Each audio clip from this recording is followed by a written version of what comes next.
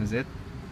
Alūksnē, ja precīzāk Alūksnes ezerā, ja Visenis ir bunduļa sēklis. Un viņš saucās tādēļ, ka šī vieta vienmēr tikusi atzīmēta ar bunduli, ja boju, bet vietēji sauc to par bunduli. Un atzīmēt viņi tika tādēļ, lai vietēji ar savām laivām neuzskrietu viņam virsū. Un kad Nacionālajā teātrī tika iestudēta izrāde Dūlais barons Bundulis, nolemts tika, ka vajag tur uzstādīt piemiņas akmeni.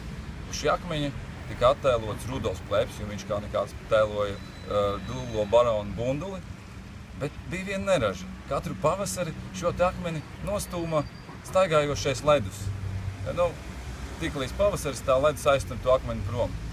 Un tādēļ šis akmenis tagad atrodas tieši tādā vietā, kur esat jūs. Bet vietā, kur ir bunduļa sēklis, nav nekā.